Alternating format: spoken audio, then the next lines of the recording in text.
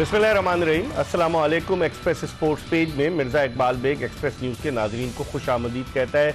आज भी हम क्रिकेट पर बात करेंगे, लेकिन चूंकि आप ब्रेकिंग न्यूज़ में सारी चीज़ें पहले ही सुन चुके हैं तो हमारे लिए बचा नहीं, लेकिन जो कुछ भी हम टेक्निकल चीज़ें वो डिस्कस करेंगे। और मेरे साथ स्टूडियोज़ में मौजूद हैं senior sports journalist, express Tribune के स्पोर्ट्स एडिटर रिशाद महमूद साहब, जिनसे हम बात करेंगे और एक दो टेस्ट क्रिकेटर्स को भी ऑनलाइन लेंगे, क्योंकि आपने सूरत हाल तो देख ली ब्रेकिंग न्यूज़ में कि 3 खिलाड़ी इंग्लैंड के आउट हो चुके हैं और पाकिस्तान की गिरफ्त इस टेस्ट मैच पर मजबूत है। और लगता यही है कि ये टेस्ट मैच कल तीसरे दिन अपने इख्तिताम को पहुंचेगा। और जिस तरह की पिच तैयार की गई थी और इस पिच को इंटरनेशनल मीडिया में बड़ी हाइप मिली कि बड़े बड़े इंडस्ट्रियल फैन जो फैक्ट्रियों में पंखे इस्तेमाल होते हैं वो पंखे इस्तेमाल हुए, हीटर लाए गए और पिच को खुरदुरा किया गया ताकि इस पिच पर ज़रा सी भी कोई मौका न रहे फास्ट बॉलर्स के लिए। उसके बावजूद आपने देखा कि कल गस एटकिंसन ने कामरान गुलाम की विकेट हासिल की, लेकिन hats off to Pakistani batting जो लोअर ऑर्डर बैटिंग है। जिस तरह से आज सऊद शकील ने सेंचुरी स्कोर की, चौथी उनकी सेंचुरी है, पाकिस्तानी सरजमीन पर यह उनकी तीसरी सेंचुरी है। इससे पहले वो रावलपिंडी में भी एक और सेंचुरी बांग्लादेश के खिलाफ बना चुके हैं और एक सेंचुरी उन्होंने न्यूजीलैंड के खिलाफ कराची में बनाई थी, फिर श्रीलंका में एक डबल सेंचुरी बनाई। तो सऊद शकील ने जिस तरह की बैटिंग की, वरना ऐसा लग रहा था जब पाकिस्तान की 7 विकेटें गिर गई थी तो ऐसा लग रहा था कि पाकिस्तानी टीम की इनिंग्स जल्द सिमट जाएगी और इंग्लैंड लीड लेगा। लेकिन क्रिकेट गैर यकीनी इत्तफाकात का खेल है और क्रिकेट में जब तक आखिरी गेंद फेंक दी जाए कुछ भी नहीं कहा जा सकता। अगरचे इंग्लैंड के 3 खिलाड़ी आउट हुए, लेकिन आप ये नहीं कह सकते कि कल इंग्लैंड कोलैप्स हो जाएगा। आप ये भी नहीं कह सकते कि कल पाकिस्तान पहले ही सेशन में सारे आउट कर लेगा। बहुत सारी चीज़ें, इन तमाम चीज़ों पर डिस्कस करेंगे। और गुफ्तगू के लिए हमारे साथ रिशाद महमूद साहब स्टूडियोज़ में मौजूद हैं। बड़ा इनका वसी तजुर्बा है क्रिकेट का। इसके अलावा हम कोशिश करेंगे कि आपकी टेलीफोन कॉल्स भी अपने प्रोग्राम में शामिल करें। अगर आप इस टेस्ट मैच के हवाले से अपनी राय का इजहार करना चाहते हैं तो कराची का कोड 021 डायल करके 3580-4224 पर कॉल कीजिएगा। 021-3580-4224 और ये नंबर आपको ड्यूरिंग द प्रोग्राम जो है वो स्क्रीन पर नजर आता रहेगा। मुख्तसर बात कीजिएगा, अपनी राय का ज़रूर इजहार कीजिएगा। हम गुफ्तगू के सिलसिले का आगाज़ करते हैं रिशाद महमूद साहब से। रिशाद साहब, जिस तरह की सिचुएशन आखिरी सेशन में 5 विकेटें गिरी, जिनमें 3 विकेटें इंग्लिश टीम की थी, 77 रन की लीड कंसीड की इंग्लैंड ने और अब उनके 3 खिलाड़ी आउट हो चुके हैं, तो क्या देखते हैं? और तीनों टॉप के बैट्समैन ज़ाक क्रॉली, बेन डकेट और ऑली पॉप। तो अब आप क्या देखते हैं, पाकिस्तान की गिरफ्त में आ गया है टेस्ट मैच? जी हाँ, यकीनन आ गया है। और क्योंकि मैं समझता हूँ कि बड़ी ही वैल्यूएबल जो एक लीड मिली पाकिस्तान को, जो टेल एंडर्स में, और हमारा इस वक्त तो लोअर मिडिल ऑर्डर ही ज़्यादा क्लिक कर रहा है, तो उनकी वजह से जो लीड मिली पाकिस्तान की, वो मेरे ख्याल है उसका प्रेशर बहुत डेफिनेटली इंग्लैंड पर आया है। और स्पिन पिच है, इस पर इंग्लैंड वाले इतनी महारत नहीं रखते, तो वो सारी चीज़ें जो हैं कंबाइन होकर मेरे ख्याल इंग्लैंड वाले काफ़ी अंडर प्रेशर में हैं इस वक्त। और मैं समझता हूं कि कम चांसेस हैं कि इंग्लैंड बचा सके। मुझे लग रहा है कि पाकिस्तान जो है वो हावी हो सकता है, क्योंकि अभी भी 63 रन पीछे हैं वो उनकी और 3 विकेटें उनकी 24 रन पे गिर चुकी हैं। जी हाँ, बिल्कुल। और स्पिनर्स दोनों बहुत अच्छी बॉलिंग कर रहे हैं। उसके अलावा जाहिद महमूद भी हैं और भी। तो पाकिस्तान की यानी मैं समझता हूँ ग्रिप बहुत मजबूत है और एक सीरीज जीतने के बड़े अरसे के बाद काफ़ी इम्कानात नज़र आ रहे हैं, जो एक बड़ा खुशाइन बात। जो स्ट्रेटेजी प्लान की उसके बारे में आप क्या कहते हैं? क्योंकि हमने यही रावलपिंडी क्रिकेट स्टेडियम में बांग्लादेश के खिलाफ टेस्ट मैच खेला, 4 पेसर्स हमने खिला दिए पहले टेस्ट मैच में, हम पहला भी हार गए, दूसरे टेस्ट मैच में हमने स्पिनर डाला, वो टेस्ट मैच भी हार गए। जी हाँ। लेकिन अब और मुल्तान में भी जिस तरह की हमने स्ट्रेटेजी प्लान की थी कि हमने पेसर खिला दिए थे और मुल्तान में भी हम नाकाम रहे, इस स्ट्रेटेजी को कैसे देखते हैं जो आकिब जावेद एंड कंपनी ने अडॉप्ट की है? जी जनाब, मैं तो बहुत सराहूंगा इसको कि बिल्कुल आप समझिए कि टर्न अराउंड है, 180 डिग्री का टर्न अराउंड है, जिसको मैं बहुत सराहूंगा। क्योंकि देखिए अब जब से T20 वर्ल्ड कप और 50 ओवर वर्ल्ड कप से पहले जो पाकिस्तान की बदतर परफॉर्मेंस थी काफ़ी, उसमें ये कहा जा रहा था कि एक सर्जरी होगी, काफ़ी प्लेयर्स चेंज किए जाएंगे, लेकिन हमने देखा कि वही सारे प्लेयर्स खेल रहे हैं, कोई चेंज नहीं है। जब तक आप तब्दीली नहीं करेंगे, जब तक आप डोमेस्टिक क्रिकेट के अच्छे परफॉर्मेंस को चांस नहीं देंगे, तो आप कैसे ये पता चलेगा कि उनमें क्या सलाहियतें हैं? कामरान गुलाम को दिया इन्होंने, नुमान अली 17 साल से फर्स्ट क्लास क्रिकेट खेल रहे हैं, डेब्यू पे उन्होंने, साजिद खान 7-8 साल से फर्स्ट क्लास खेल रहे हैं। तो आप समझते हैं फर्स्ट क्लास क्रिकेट का एक्सपीरियंस, जैसे कामरान गुलाम भी तकरीबन 11 साल से, तो फर्स्ट क्लास क्रिकेट का एक्सपीरियंस जो है वो टेस्ट क्रिकेट में काम आता है। बिल्कुल बिल्कुल काम आता है। और आप देखिए कि ये शुरू में भी एक तनकीद ये हो रही थी कि बाबर आजम हो, शादाब हों और मुख्तलिफ लोग हों, उनका फर्स्ट क्लास एक्सपीरियंस बिल्कुल ज़्यादा नहीं है। अब 7-8 मैच खेले परफॉर्मेंस पे तो ये अब देखिए ये प्रेशर जो है 4 डे मैचेस खेलने की जो एक तजुर्बा है जो कायदे आज़म ट्रॉफी का, ये काम आ रहा है और हमें नज़र आ रहा है कि ये प्लेयर्स कितना बेहतर परफॉर्म कर रहे हैं अंडर प्रेशर भी। साजिद खान अभी आप देखिए वो बैटिंग में कितना अच्छा कर रहे हैं, नोमान इतने प्रेशर में उन्होंने बैटिंग की। तो मैं ये इसको बहुत सराहूंगा कि आकिब जावेद साहब ने एक बिल्कुल उनको ब्रेन वेव आई जिसमें उन्होंने एक बिल्कुल अमल किया। उन्होंने बहुत बड़े बड़े नामों को ड्रॉप किया, उन्होंने पिचेस को एक स्पिन जो हमारी पहले एक स्ट्रेंथ हुआ करती थी उसको दोबारा वापस लाए और फिर पिंडी के पिच को भी बहुत टेक्निक से उन्होंने एक पिच ऐसा बनाया। पिछले 4-5 साल से तो पिंडी टेस्ट पिच की ये रेपुटेशन थी कि सीमर्स या फिर ये कि रन्स काफी स्कोर होते थे, लेकिन उसको स्पिन पिच में कन्वर्ट किया तो वो स्ट्रेटजी पे ऑफ कर रही है। मैं उसको बहुत सराहूंगा। देखिए एशिया में रिशाद साहब, लेकिन अभी जो एक टेस्ट मैच कल खत्म हुआ है Bangladesh versus south Africa, Bangladesh ने 3 स्पिनर्स खिलाए अपनी टीम में, तैजुल इस्लाम, मेहदी हसन मिराज और नईम हसन। अगरचे बांग्लादेश हार गया वो 7 विकेटों से। अभी इंडिया का जो टेस्ट मैच हो रहा है न्यूजीलैंड से पुणे में, उसमें इंडिया ने 3 स्पिनर्स खिलाए। उन्होंने रविंद्र जडेजा को खिलाया, रविचंद्रन अश्विन को खिलाया और उन्होंने वॉशिंगटन सुंदर को खिलाया। तो अब देखा जाए तो एशियाई टीमें अपनी पिचेस के मुताबिक अपनी टीम का सिलेक्शन कर रही है और स्पिनर्स पे ज्यादा कंसंट्रेट कर रही है। बिल्कुल बिल्कुल जी हाँ। और मिर्जा ये बात भी आप दुरुस्त कह रहे हैं कि देखिए वो जो प्लेयर्स उनके यहाँ परफॉर्मेंस दे रहे हैं उनको वो चांस दे रहे हैं। जो बांग्लादेश की टीम यहाँ पे आई थी उसमें कई नए खिलाड़ी थे और तकरीबन सब ने परफॉर्म किया। नाहिद राना ने और उसके बाद हसन महमूद कितना बेहतरीन, उन्होंने आगे भी कंटिन्यू किया अपना परफॉर्मेंस। तो वो मैं समझता हूँ कि जो परफॉर्मर्स हैं उनको लाएं। अब एक पाकिस्तान के ऊपर तनकीद हो रही है, पाकिस्तान मुसलसल टेस्ट मैचेस हारता चला जा रहा था, कोई चेंज नहीं हो रहा। तो आकिब जावेद ने जो फ़र्क मैं समझता हूँ कि वो लाए हैं और उनकी जो सिलेक्शन कमेटी है उससे ये फ़र्क डाला है कि वो डोमेस्टिक परफॉर्मर्स को जो एक्सपीरियंस लोग थे जो पाकिस्तान के लिए मैच विनर साबित हुए उनको मौका दिया। तो डेफिनेटली ये तो बहुत मैं इसको सराहूंगा। अब कामरान गुलाम को जिस तरह उन्होंने चांस दिया, उन्होंने डेब्यू में सेंचुरी कर दी और ये नोमान अली और साजिद खान को बिल्कुल जिसे कहना चाहिए कि बिल्कुल ही इनको भुला दिया गया था, साइड लाइन कर दिया गया था। साजिद खान ने टेस्ट मैच सिडनी में खेला था इस साल के शुरू में, उसके बाद से वो बांग्लादेश के खिलाफ सीरीज में नहीं थे। नोमान अली ने गुज़िश्ता साल मार्च में श्रीलंका के खिलाफ टेस्ट खेला। ऑस्ट्रेलियन सीरीज से पहले नोमान अली अनफिट हो गए थे, लेकिन बांग्लादेश के खिलाफ नहीं सोचा गया उनके बारे में, इंग्लैंड के खिलाफ पहले टेस्ट के लिए। तो इन तमाम चीजों को मद्देनजर रखते हुए आप समझते हैं जो डिसीजन लिए गए वो बोल्ड डिसीजन से और those decisions have paid off. जी हाँ बिल्कुल, डेफिनेटली मैं कहूँगा कि तकरीबन 100% पे ऑफ कर गए। और आप देखिए कि जो उसकी मैं आपकी बात कर रहा हूं कि जिसमें कोई अनचेंज 11 खेला करती थी, बाबर आजम वगैरह, जिसमें सब में तो उसकी जो उनके जो प्लेयर्स अभी तक हैं, मैं कहूंगा कि बाकियात जो उनकी हैं वो अभी तक परफॉर्मेंस नहीं दे पा रहे हैं। अब्दुल्ला शफीक फेल हो रहे हैं, अब्दुल्ला शफीक फेल हो रहे हैं और इस तरह। तो वो मैं समझता हूँ कि एक बड़ा एक बोल्ड डिसीजन था कि नसीम शाह को भी उन्होंने बिठाया, शाहीन शाह अफरीदी को भी बिठाया।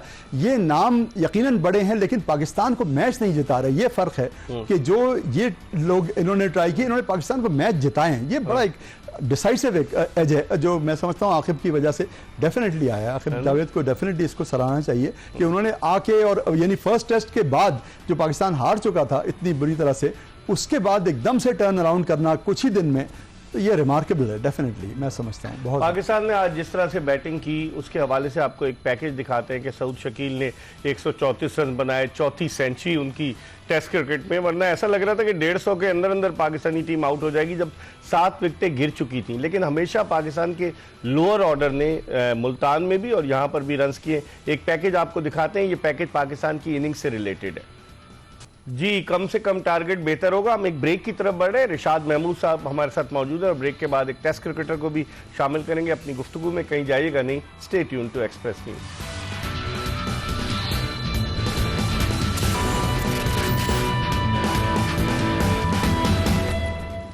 ब्रेक के बाद एक मरतबा फिर एक्सप्रेस स्पोर्ट्स पेज में senior sports correspondent, Express Tribune के स्पोर्ट्स एडिटर रिशाद महमूद के साथ आपको खुशामदीद कहते हैं। हम बात कर रहे हैं पाकिस्तान और इंग्लैंड के दरमियान रावलपिंडी में खेले जाने वाले तीसरे और आखिरी क्रिकेट टेस्ट मैच के दूसरे दिन के खेल के हवाले से, जहां पाकिस्तान ने इंग्लैंड की 3 विकेटें हासिल कर ली और 77 रन की सबकत भी पाकिस्तान ने हासिल की है।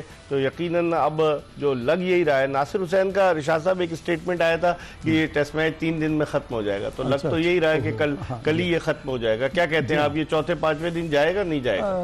हाँ नहीं जनाब, कल गालिबन चौथा दिन है तो होगा या तो मैं ये समझता हूँ कि नहीं, कल तीसरा दिन है। हाँ, तो ये मुझे लग रहा है कि मतलब लंच तक मुझे लग रहा है कि खत्म हो सकता है, क्योंकि ये, लेकिन अब देखिए ये बाज क्रिकेटर्स ने इनकी जो बेसबॉल क्रिकेट है उस पर तनकीद भी की है कि हर हालत में उसी तरह से खेलना। हाँ बिल्कुल, वो मतलब कभी ना कभी आपको सर्कमस्टेंसेस आज भी देखें ना, वही मैं कह रहा हूँ। और कोई वो नाइट वॉचमैन नहीं भेजते, वो अपने रेगुलर बैट्समैनों को भेजते हैं। इस पर हम बात करेंगे, लेकिन इस वक्त हमें टेलीफोन लाइन पर ज्वाइन किया है पाकिस्तान के test fast bowler Abdul Rauf ने, जो बड़ी टेक्निकल चीजें डिस्कस करते हैं, उनसे हम बात करते हैं। अस्सलाम वालेकुम अब्दुल रऊफ। जी वालेकुम सलाम इकबाल भाई।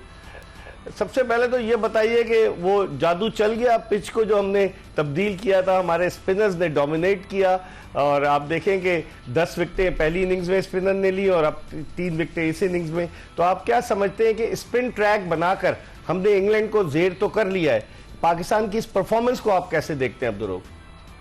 देखिए मेरा ख्याल है कि 2 ही प्लेयर हैं जो अच्छा परफॉर्म कर रहे हैं और जिस स्पिन ट्रैक पे जो आपके साउथ शकील हैं वो अच्छा खेल रहे हैं। आज देखें कि मेरा ख्याल है कि बॉलिंग से ज्यादा जो बैटिंग है वो बहुत ज्यादा अच्छी की है नुमान ने और साजिद ने, और स्पेशली अगर वो 50-60 रन की लीड की टीम ले जाती तो वो फिर पाकिस्तान के लिए बहुत ज्यादा डिफिकल्टीज क्रिएट हो सकती थी। मगर जिस तरह की बैटिंग की है नुमान अली ने और साजिद खान ने, वो मेरा ख्याल है कि एक्सेप्शनल बैटिंग है।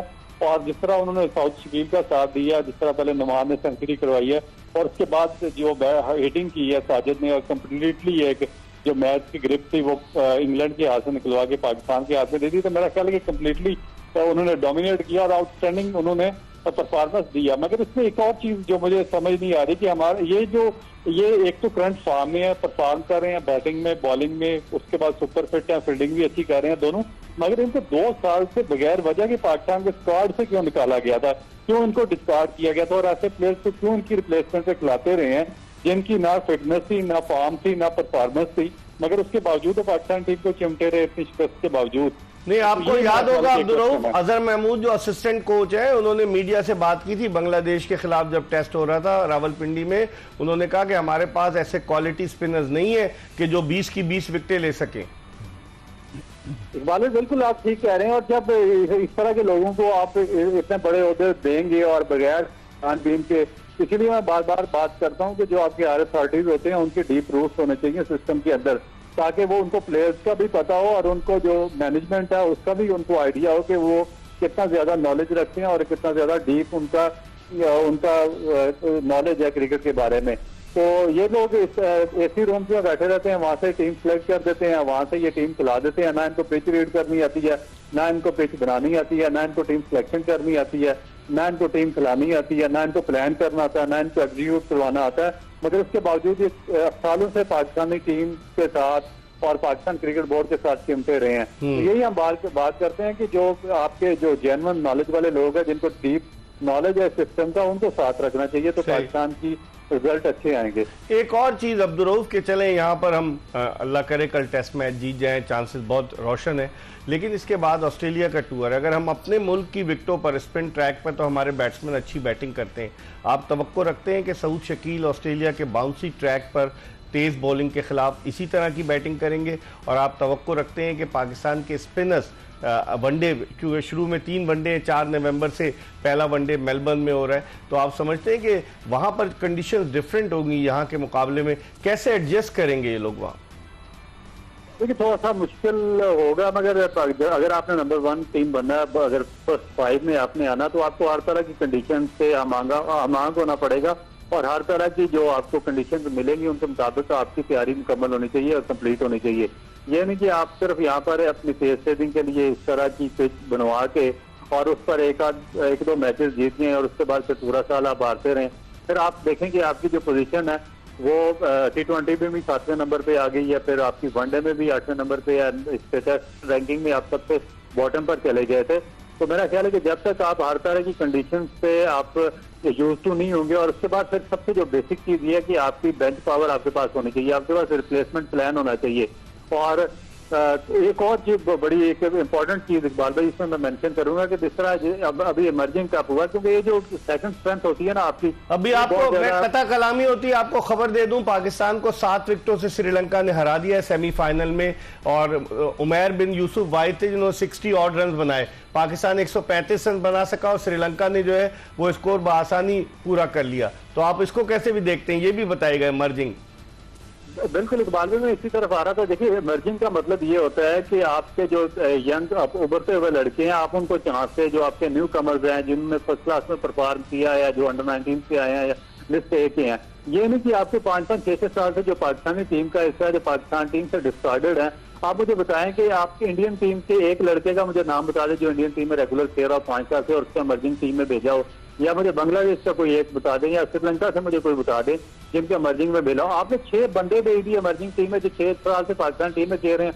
शाहनवाज वानी 5 साल से पाकिस्तान टीम के साथ है, हैदर अली 6 साल से आप उस पर इन्वेस्ट कर रहे हैं, और जो बाकी लड़के हैं जिस तरह वो आपके कैप्टन है और बाकी लड़के हैं, तो आप इनको 5-6 बंदे आपने पकड़ के भेज दिए 5-5 साल से पाकिस्तान टीम के साथ, उनको इमर्जिंग का नाम देके पाकिस्तान टीम के साथ भेज दिया। तो ये चीजें रॉन्ग है ना। ये चीजें जब तक आप ठीक नहीं करेंगे, जब तक आप यंग बच्चों को चांस नहीं देंगे।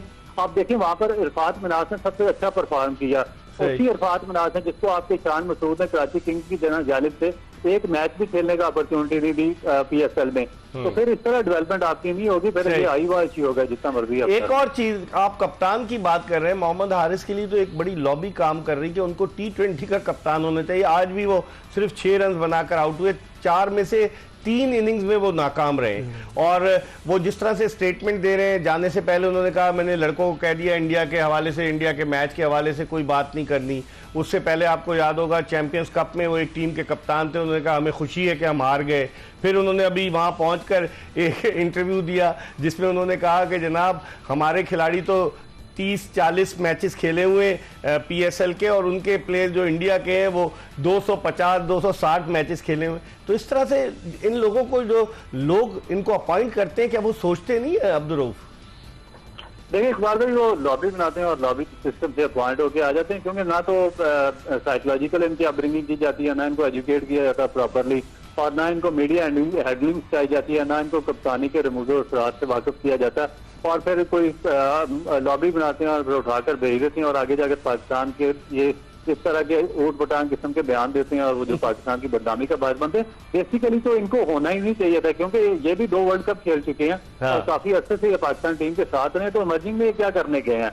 जमान खान इमर्जिंग में क्या करने गया? आपका वो अब्बास अफरीदी इमर्जिंग में क्या करने गया है? ये हैदर अली है आपका, ये बाकी प्लेयर, ये किस तरह इमर्जिंग में जा सकते हैं? मुझे बताया ना 5-5 साल से ये टीम के साथ हैं। तो आपने सेफ सेविंग के लिए भेजा कि शायद आप इनको भेज के 5-6 बंदों को तो आप एक टूर्नामेंट जीतने और आपको आई वाश हो जाए और आपकी फेस सेविंग का मौका मिल जाए। तो इस तरीके से सिस्टम आपका कभी भी आगे नहीं बढ़ेगा जब तक आप बोल्ड डिसीजन नहीं लेंगे। अच्छा, एक चीज चलते चलते आपसे पूछना चाहूंगा, क्या समझते हैं कप्तान कौन होगा व्हाइट बॉल क्रिकेट का? रिजवान का नाम आ रहा है, उनकी शायद मीटिंग भी शेड्यूल थी चेयरमैन के साथ। बाद लोग तो बाद हल्के यही कह रहे हैं कि रिजवान होगा। आप समझते हैं कोई आउट ऑफ बॉक्स कोई आदमी आ सकता है?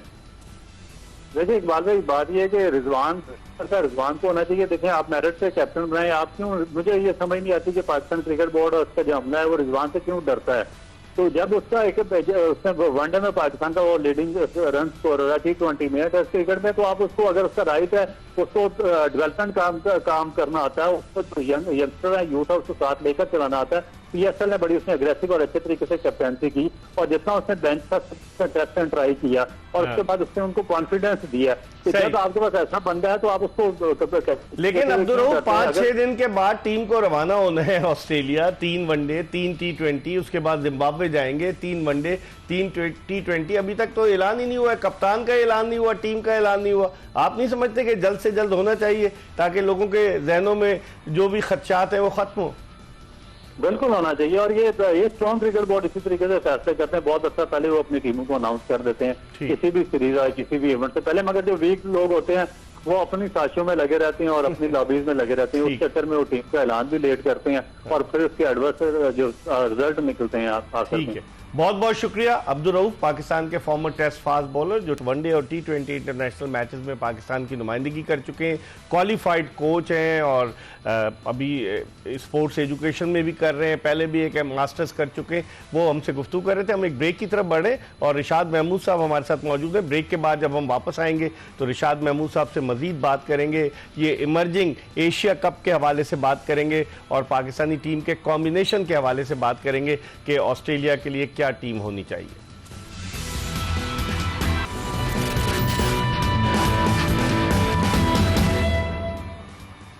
Welcome back after the break. आप देख रहे हैं एक्सप्रेस स्पोर्ट्स पेज और ब्रेक पर जाने से कबल हम बात कर रहे थे पाकिस्तान के former test fast bowler Abdul Rauf से। आज दूसरे दिन का खेल खत्म हुआ है रावलपिंडी टेस्ट के और इंग्लैंड की टीम को पहली इनिंग्स में 77 रन्स की बर्तरी पाकिस्तान ने हासिल की और इंग्लैंड की टीम पहली इनिंग्स में 77 रन्स के खसारे में थी और आज खेल के अख्ताम तक उसके 3 बैट्समैन आउट हो चुके थे और बज़ाहिर यही लग रहा है कि कल पाकिस्तान ये टेस्ट मैच जीत जाएगा अगर कोई मौजज़ा नहीं हुआ।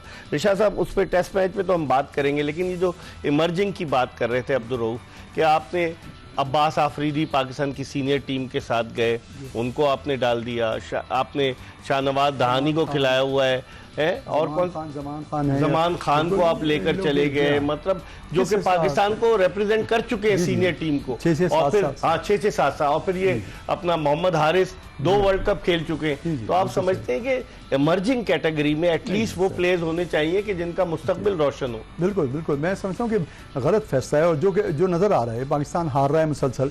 और दूसरे ये आप देखिए कि इंडिया जो बड़े मैच थे, इंडिया के खिलाफ भी पाकिस्तान जिस तरह से हारा है मैच, तो वो ये और फिर इस तरह के दावे करना जो ये हारिस करते रहे, तो वो उनका अपना परफॉर्मेंस नहीं है, he is not leading from the front, तो इससे क्या वो नतीजा निकल रहा है। तो उसमें ये बड़ा अफसोसनाक बात है कि आप जैसा अभी आपने बताया कि श्रीलंका की टीम, जो कि हमारा ये अंदाजा होता है कि उनके इमर्जिंग प्लेयर शायद हमारे इमर्जिंग प्लेयर से बहुत बेहतर तो नहीं होंगे, लेकिन ये कि कैसे वो हरा दिया उन्होंने इस तरह से 7 विकेट से, तो ये पाकिस्तान के लिए शर्म का मकाम है। जबकि पाकिस्तान के 6-7 खिलाड़ी इतने एक्सपीरियंस भी वहाँ गए हुए, तो ये बिल्कुल आपकी बात इंटरनेशनल लेवल पर पाकिस्तान को रिप्रेजेंट कर चुके हैं सीनियर टीम को। जी हाँ, और ये देखिए इस टूर्नामेंट का नाम है इमर्जिंग प्लेयर्स, तो ये तो उसकी नफी कर रहे हैं कि अगर ये इमर्जिंग प्लेयर्स अगर नहीं 6 से 7 साल से खेल रहे हैं तो आप नए खिलाड़ियों को चांस दें। और बिल्कुल आपने सही कहा, अंडर 19 से लड़के ऊपर आ रहे हैं उनको चांस दें। रऊफ ने भी बहुत सही बात की कि भाई जब तक आप नए खिलाड़ियों को जो इमर्जिंग टैलेंट है उसको नहीं चांस देंगे तो फिर कैसे पता चलेगा कि किस तरह की सलाहियतें हैं उनमें, किस तरह की तो ये बिल्कुल। और बांग्लादेश और टीमों का भी उन्होंने मिसाल दी कि उसमें तो अब कोई खिलाड़ी ऐसा नोन नहीं है, लेकिन फिर भी वो बेहतर। इवन इंडिया ने भी ये कोई ऐसे अपने नए लड़के भेजे बिल्कुल। एक और चीज रिशाद साहब, जो अभी इन्होंने आकिब जावेद ने डिसीजन लिया कि 2 टेस्ट मैचेस के लिए ड्रॉप किया बाबर आजम को, शाहीन शाह अफरीदी को, नसीम शाह को, इसको आप कैसे देखते हैं और आप समझते हैं कि ये तीनों खिलाड़ी वापस आ सकते हैं वनडे या T20 की टीम में जो मुश्किल दौर है ऑस्ट्रेलिया का? जी हाँ जी, मुझे लग रहा है कि ये वापस आएंगे इस दौरे के लिए, तो ये होंगे यकीनन। लेकिन ये इंडिकेट किया जा रहा है कि जिम्बाब्वे का जो दौरा है उसमें इनको शामिल नहीं किया जाएगा, यंगस्टर्स को देंगे। जी हाँ, मैं इस मूव को बहुत ज़बरदस्त मूव कहूँगा, बड़ा बोल्ड मूव था। जो उसके बाद फिर कुछ इंग्लैंड के जो खिलाड़ी आए हुए हैं फॉर्मर प्लेयर्स, उन्होंने तनकीद भी की। यहाँ पे हमारे यहाँ रमीज़ राजा वगैरह ने तनकीद भी की कि भाई बाबर आजम जैसे खिलाड़ी। लेकिन आप देखिए कि बिल्कुल टेस्ट सीरीज़ के शुरू में ज़हीर अब्बास साहब का एक स्टेटमेंट आया था जिसमें उन्होंने कहा था कि बाबर आजम को ड्रॉप करना चाहिए। उन्होंने कहा कि ऐसा आदमी क्या फायदा, जबकि 18 इनिंग में फेल हो रहे हैं, तो सिर्फ नाम पे तो नहीं खेल सकता कोई इंसान, आप परफॉर्मेंस दें तो फिर खेलें। तो वो बड़ा जबरदस्त स्टेटमेंट था ज़हीर साहब का, वो हमने लीड में भी छापा था, अखबार में भी। तो वो ये बिल्कुल सही बात है, कोई खिलाड़ी अपने सिर्फ नाम पे नहीं खेल सकता। तो बाबर को वैसे भी रेस्ट देने की जब भी बात होती थी, या और खिलाड़ियों को, शाहीन को, उसमें एकदम से तनकीद शुरू हो जाती थी कि नहीं। और किसी छोटी सीरीज में भी ये प्लेयर्स जिम्बाब्वे हो, हर टीम के खिलाफ खिलाते थे, हर टीम के खिलाफ खिलाते, बांग्लादेश हो, जिम्बाब्वे हो, तो वो चीज देखिए बैकफायर कर गई बड़ी बुरी तरह से। और एकदम से वो चेंज नजर आया है कि जब दूसरे खिलाड़ियों को मौका मिला तो उन्होंने परफॉर्मेंस दी, डेफिनेटली तो बहुत फर्क पड़ा। इस पर हम मजीद बात करेंगे। वक्त हो गया प्रोग्राम के आखिरी ब्रेक का, हम एक ब्रेक की तरफ बढ़ रहे हैं और ब्रेक के बाद senior sports journalist Rishad Mahmood के साथ दोबारा आपकी खिदमत में हाजिर होंगे। Stay tune to Express news.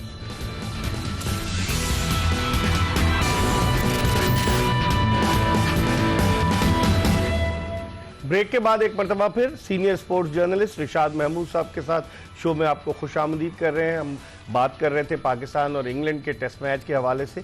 कल लगता यही है कि तीसरे दिन ये टेस्ट मैच अपने इख्तिताम को पहुंचेगा। रिशाद साहब, इस विक्ट्री से, सीरीज़ की विक्ट्री से Pakistan 6 test matches on a trot हारा, 3 ऑस्ट्रेलिया के खिलाफ, 2 बांग्लादेश के खिलाफ, 1 इंग्लैंड के खिलाफ। आप समझते हैं ये मोरल बूस्टिंग होगी सीरीज विक्ट्री पाकिस्तान के लिए अगर पाकिस्तान सीरीज जीतता है? जी हाँ, बेइंतहा होगी। और मैं समझता हूँ कि हमारी कौम भी जिस तरह से क्रिकेट से जुड़ी रहती है, बददिल हो गई, तो बहुत बददिल हो गए। तो बहुत से मैं खुद जानता हूँ लोगों को जो क्रिकेट के दीवाने थे, लेकिन उन्होंने वाकई टीवी बंद कर दिए। उन्होंने कहा हमें कोई इंटरेस्ट नहीं है। जिस तरह से हार रहे हैं पाकिस्तान, जिस तरह से हार रहे हैं, वो बड़ा मैटर करता है कि भाई कोई फाइट नहीं लग रही है, कोई हर मरतबा एक तीसरी चौथी इनिंग में जिस तरह ढेर हो रहे थे, तो वो उस सारे अप्रोच से एक मुख्तलिफ अप्रोच सामने आई है। पाकिस्तान की डेफिनेट उम्मीद पैदा हुई है, इंग्लैंड को हराया है और ये टेस्ट मैच जीतेंगे तो सीरीज जीत जाएंगे। तो मैं समझता हूँ बहुत बड़ा बूस्ट है, बड़ा मेजर बूस्ट है। और मैं समझता हूँ इंग्लैंड की जो एक बीच में बात हो रही थी बेसबॉल क्रिकेट की, देखिए एक ज़माने में ये था कि इंग्लैंड की टीम दुबई और अबू धाबी में रुकती भी आती थी, वहाँ वो स्पिन पिचेस पे प्रैक्टिस करके यहाँ पे आते थे और वो उनको एक अच्छे खासी हेल्प मिलती थी यहाँ पे। यहाँ इस वक्त ये लग रहा है कि बिल्कुल ये इक्विप नहीं है स्पिन खेलने के। जो रूट जैसा तजुर्बेकार आदमी जो है, जब वो सही मानों में स्पिन के पिचेस मिले तो वो भी स्कोर नहीं कर पा रहे हैं, फंस रहे हैं। तो ये चीज़ एक रिफ्लेक्शन है। उनको ये देखना चाहिए कि हमारे प्लेयर्स को स्पिन पे भी बेहतर कारकर्दगी पेश करनी चाहिए। लेकिन उनके एक खामी देखने में आई है कि वो डिफेंसिव क्रिकेट नहीं खेल सकते। They used to play attacking cricket. वो अटैकिंग शुरू से अटैक करते हैं, विकेटें भी गिरी हुई। कल आप देखें पहले सेक्शन में 5 विकेटें उनकी गिर गई थी और फिर उसके बाद जिस तरह की बैटिंग की जेमी स्मिथ और एंडी एटकिंसन ने, तो उससे तो यही लग रहा था वो सीधे बल्ले से खेल लेते। उन्होंने कोई रिस्क नहीं लिया और उन्होंने हेड डाउन करके खेला और उन्होंने पार्टनरशिप लगाई। तो ये आखिर ये क्या उनकी स्ट्रेटेजी का हिस्सा है कि जाते ही मार दाड़ शुरू कर दो? जी हाँ, देखिए ये पिछले साल इंडिया में भी स्टोक इंडिया को बहुत बुरी तरह उसमें बहुत ज्यादा जीते थे ये और 4 हार गए थे। उसमें माइक एथर्टन वगैरह ने इन्होंने बेइंतहा तनकीद की थी। उन्होंने कहा था भाई ये बेसबॉल क्रिकेट